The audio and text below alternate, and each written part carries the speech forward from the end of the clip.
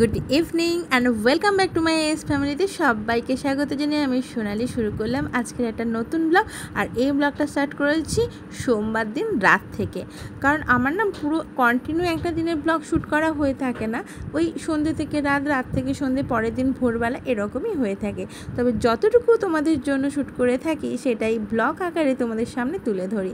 এপাশের দিকে দেখো এই মাছ বাজারগুলো গুছিয়ে রাখছি, যতটুকু দরকার ততটুকু মানে কৌটোর মধ্যে নিয়ে নিই, আর যতটুকু এক্সট্রা থাকে সেগুলো দেখো এই বালতির মধ্যেই রেখে দিই। যেহেতু আমার ঘরে ছোট জায়গা রাখার সেরকম অসুবিধা, তো সেরকম আমি বালতির মধ্যেই ঢেলে রাখি, আর মানে একদম প্যাকেট করা অবস্থাতেই রাখি। আর যেগুলো মানে খুব জরুরি রোজকার দরকার, যেমন মটর, বাদাম, ছোলা, নানা রকমের ডাল, বিস্কিট, তো এগুলো কৌটোর মধ্যে করে একেবারে শোকেসের মধ্যে সাজিয়ে রাখি। টিউশনি পড়িয়ে উঠতে উঠতে 10টা বেজে যায়, তারপরে এই সমস্ত কাজ করে নিয়ে তারপর রাতের রান্নাটা আমাকে কমপ্লিট করতে হয়। আর যেহেতু তরকারিটা সকালে তোমাদের সঙ্গে বলেইছি আগে করে রাখি, শুধু রুটি করলেই হয়ে যায়, কিন্তু যেদিন ভাত করা থাকে না সেদিন বড্ড ঝামেলা হয়ে যায়। তো চলো এদিকে আমার সমস্ত কিছু মানে মাছ বাজারির সমস্ত বাজার কমপ্লিট করে নিয়েছি কৌটোর মধ্যে ঢেলে। তো এগুলো এবার মানে আটকে নেব, চাপা দিয়ে নেব। তো এই কৌটোগুলো না যখন মাসের শেষ হয়ে যায় সমস্ত কিছু আমি ভালো করে ওয়াশ করে তারপর আবার রেখে দিই। তো চলো এবার এগুলো শোকেসের মধ্যে সাজিয়ে নেওয়ার পালা। তো কিশমিশটা হঠাৎ দেখলে মনে হলো আজকে রাতে কিশমিশটা ভেজাতে হবে। তো এইদিকে বেজে গেছে 11:30, আমার 15 মিনিট ঘড়িটা ফাস্ট রয়েছে। আর এইদিকে না অনেক অতীতকালের একটা মুভি হচ্ছে, জানি না বাঘের না কিসের, সেটা আমি মন দিয়ে দেখছে। আর আমার সব থেকে যে কাজটা করতে খারাপ লাগে জামা কাপড় পাট করা, সেটা আমার মেয়ের আবার খুব ফেভারিট। ও খুব সুন্দর করে সেগুলো পাট করে আমার জন্য রেখে দেয়। তো চলো এইদিকে আমি কিছু জিনিস অনলাইন থেকে অর্ডার করেছিলাম, সেগুলো তোমাদের সঙ্গে শেয়ার করে নিই। এটা একটা মানে হামানদিস্তা নিয়েছি ছোটো মতো, আদা রসুন এগুলো থেতো করার জন্য।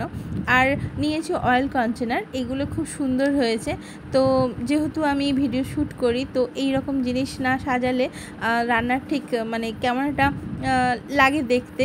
তো এই জিনিসগুলো দেখতেও যেমন ভালো লাগে, আর সেরকম বেশ প্রোটেকশানযুক্ত, মুখটা বেশ এয়ার টাইট, তারপরে পোকামাকড় ঢুকতে পারবে না, আমার তো খুবই পছন্দ হয়েছে। তো এই জিনিসটা নিয়েছি।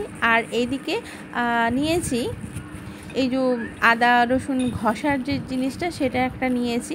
এটা কম পয়সাতেই হয়ে গেছে, 20 টাকা মতো নিয়েছে। আর নিয়েছি এই যে একটা টেবিল কাভার নিয়েছি। টেবিল কাভারটা খুব সুন্দর, মিডিলটা এরকম ব্লু ফুল ফুল করা আছে, সাইডটা না বেশ একটু লেস টাইপের, মানে দেখতে খুব সুন্দর লেগেছে, সাদার ওপরে কাজ করা, আমার খুব পছন্দ হয়েছে জিনিসটা। আর নিয়েছি একটা ফ্রিজের কাভার। তো ফ্রিজের কাভারের সঙ্গে একটা হ্যান্ডেল আর দুটো মানে কি বলে ওটাকে, যাই হোক ওই চাপা, আর 3টে হচ্ছে তোমার মানে ট্রের যে ম্যাটগুলো হয় সেগুলো। তো খুব সুন্দর জিনিসটা হয়েছে, কালারটা খুব সুন্দর হয়েছে। তো চলো এগুলো তোমাদের সঙ্গে শেয়ার করে নিলাম। তো তোমাদের কেমন লাগলো অবশ্যই জানিও। তো অনলাইন থেকে যেহেতু নিয়েছি, কোয়ালিটিটা ভালোই এসেছে, খারাপ আসেনি। এটা আরেকটা অয়েল কন্টেনার। আর এটা নিয়েছি, এটা দেখো 3টে নিয়েছে 50 টাকা। এগুলো না আদা বাটা, রসুন বাটা, ছোটোখাটো জিনিস, সর্ষে বাটা এক্সট্রা হয়ে গেলে রাখার জন্য ফ্রিজে খুব সুন্দর লেগেছে। একেবারে চলে এসেছি মর্নিংয়ে। এরপর একেবারে গুড মর্নিং সমস্ত ফ্রেন্ডদেরকে জানিয়ে শুরু করলাম মঙ্গলবারের ব্লগটা। আর এই যে এখানে মেয়ে ঘুম থেকে উঠে পড়েছে, এখন 8টা থেকে 8:30 বেজে গেছে। ওকে ব্রাশটা দিয়ে নিলাম, আর বিছানাটা একটুখানি তাড়াতাড়ি করে রেডি করব। আজকে একটু তাড়া রয়েছে, কোনো রকমে রান্না করে বেরিয়ে যেতে হবে। তো সবজিগুলো কেটে রেখে দিয়ে যাব, যখন সুযোগ পাবো রান্না করব। কারণ মেয়ের আজকে না স্কুলে খাতা দেখানোর ডেট দিয়েছে, তো ওদের খাতা দেখাবে 2টো থেকে। তো আমাকে পৌঁছে যেতে হবে 2টোর আগে, তো বাড়ি থেকে বেরোতে হবে 1:30টার সময়। তো অনেক তাড়াতাড়ি কাজগুলো কমপ্লিট করতে হবে। এপাশে দেখো অভিজিতের চাও কমপ্লিট হয়ে গেছে, চাটা খেয়ে নেব। চা করতে করতে এপাশে ডাস্টবিনের মানে নোংরার ফেলার জন্য চলে এসেছে। তো আমাদের এখানে না দুরকম, একটা শুকনো আর একটা মানে সবজির একটা, আর প্লাস্টিকের আলাদা আলাদা করে নোংরা ফেলতে হয়। তো অভিজিৎ এই নোংরাগুলো ফেলে নিল। আর এপাশের দিকে আমি মেয়েরকে নিয়ে ব্যস্ত ছিলাম, একটু পড়াশোনা দেখাচ্ছিলাম বা আদার্স কিছু করছিলাম, যার জন্য আজকে অভিজিতের ওপর দায়িত্ব পড়েছে পরোটাগুলো একটু ভেজে দেওয়ার। আমি সব রেডিই করে রেখেছিলাম। তো এইদিকে আমি ডাল সমস্ত কিছু কমপ্লিট করে রেখেছিলাম, অভিজিৎকে বললাম ওর মেয়ের টিফিন বক্সটা একটু কমপ্লিট করে দিতে। তো ওখানে আজকে মেয়ে টিফিনে নিয়ে গেল পরোটা আর ছোলার ডাল। আর এই পাশের দিকে দেখো ওরা রেডি হয়ে বেরিয়ে যাচ্ছে, বেজে গেছে 10:30। আর আমার যেহেতু তাড়া আছে, আর আগের দিন আমার ননদ না কাঁঠাল দিয়ে গেছিলো। কাঁঠাল খাই না, কিন্তু দানাটা খেতে বিভৎস ভালো লাগে, সেটাই একটু রোদে দিলাম। আর আকাশের অবস্থা খুব খারাপ, কখনো বৃষ্টি কখনো মেঘ। তো এই পাশের দিকে সামান্য কিছু কাচাকুচি করেছি, পর্দা আর একটা বেডশিট। আর অভিজিৎ না কিছু একটা কিনে নিয়ে চলে এসেছে বাজার থেকে। দেখো এই এত ছোট একটা কাঁঠাল নিয়ে এসে, যেটা আমার প্রায় মেয়ের সমান। আমি খাই না, খাই শুধু মেয়ে আর বাবা। তুমি কি জানো এটা টেস্ট? সেটাই ঠিক বলেছিস, বিচ্ছিরি একটা স্মেল। কালকে রাতে যে কন্টেনারগুলো তোমাদের দেখাচ্ছিলাম সেগুলোতে তেল ঢেলে নিয়েছি, একটা সাদা তেল আর একটা সর্ষের তেল, মানে রিফাইন্ড অয়েল আর একটা মাস্টার্ড অয়েল। তো দেখো কি সুন্দর দেখতে লাগছে। পাশে ফুল গাছগুলো, মানে ফুলগুলো একটুখানি অসুবিধে করছে, তো ওগুলো ব্যবস্থা পরে করে নেব। তো এইদিকে তাড়াহুড়োর মধ্যে মাছের তরকারিটা রান্না করে নিতে হবে। তো আজকে মাছের সর্ষে বাটা করব। এই মাছটা ঠিক আমি চিনি না, সাইটিক মাছ বলেছে অভিজিৎ। তো এর মধ্যে কাজু, সর্ষে, পোস্ত দিয়ে বেটে একেবারে কাঁচা, মানে ভাপা টাইপের রান্নাটা করব। তো পাশে আমার সব কিছু বাটা হয়ে গেছে। এর পাশে সর্ষের তেল দিয়ে নিলাম কড়াইতে, গরম হতে দিয়ে দিলাম কালো জিরে। এরপরে এর ওপরে দিয়ে দেবো পেঁয়াজ কুচি, রসুন কুচি আর দেবো কাঁচা লঙ্কা।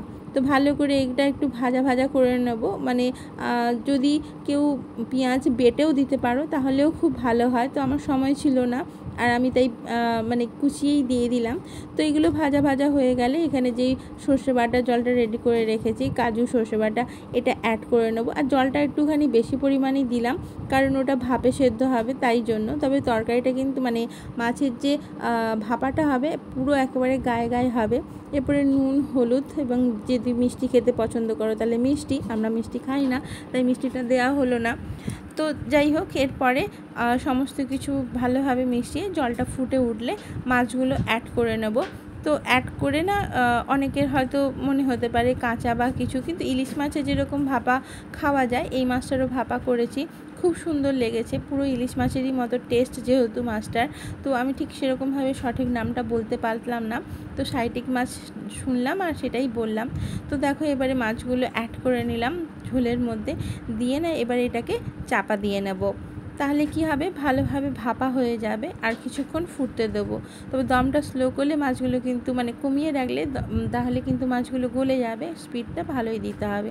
এই দিকে দেখি অভিজিতের মনে হয়েছে আজকেই ওর পাখার নোংরা পরিষ্কার করতে হবে। আর বিছানার উপরে কিছু পাতেও নেই, কিছু না। আর এখানে আমার যে জামাটা পরে যাব সেটা রাখা আছে, তার ওপরেই ও এখানে পরিষ্কার করতে লেগে গেছে ফ্যান। এপাশের দিকে দেখো আমার মাছ পুরোপুরি কমপ্লিট হয়ে গেছে। আর যেহেতু সর্ষে বাটা পোস্ত রয়েছে তাই উপর থেকে হালকা করে একটু সর্ষে তেল দিয়ে নেব। একেবারে রেডি মাছের একদম গায়ে গায়ে। আজকে আমাদের পরীক্ষার খাতা দেখিয়েছিল, আমরা দেখতে গেছিলাম। এই যে মুখ দেখাতে পারছে না,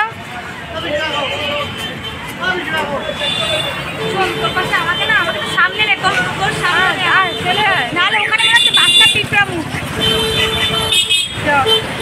এখানে আজকে বিপত্তারিণীর পুজোর জন্য রাস্তায় প্রচুর ভিড়। আমি আজকে করে উঠতে পারিনি, কিন্তু নেক্সট স্যাটারডেতে করতেই হবে। এখানে মায়ের বড় মন্দির রয়েছে, সেখানেই পুজোটা হয়।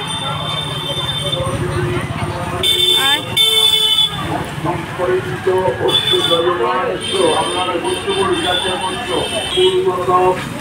এটা প্রণাম করো, সবাই প্রণাম করো। ভগবতী বিপত্তারিণী দুর্গা দেবী শ্রীজয় জ্যোতিষাং জ্যোতিরেকং তনমে মনঃ শিব কল্পমস্য। ওম সংকল্প। আমাদের এই গড়িয়ার মন্দিরে বিপত্তারিণী পুজো মঙ্গলবার আর শনিবারে প্রচুর ভিড় হয়ে থাকে। রাস্তা আলাদা করে পুলিশ দেওয়া থাকে, ঘিরে দেওয়া থাকে, যাতে যাত্রী যাতায়াত করে তাদের অসুবিধা না হয়, যেহেতু এটা হাইওয়ে। আর আকাশের অবস্থা দেখো খুবই খারাপ, যখন তখন বৃষ্টি নামতে পারে। তো এই দিকে মেয়ে রেজাল্ট খুবই ভালো করেছে, সেরকম খারাপ কিছু নয়। তো তবুও ভয়ের মধ্যে রেখেছিলাম। তো এখন কেঁদে দিয়েছে বলে ওদের দুজনকে চিপস কিনতে পাঠিয়েছিলাম। নাটক করছে, ঠিক আছে। এখন শুতে এসছি, ও পাশে কত জায়গা, ও শোবে না, ও আমার ঘাড়ে উঠে শোবে, বালিশটা পর্যন্ত চিটিয়ে রেখে ঘুমাবে। সারাদিনে পরিশ্রমের পরে না রাতে না দুপুরে শুতে দেয়, চিটিয়ে যাবে সঙ্গে সঙ্গে। দেখো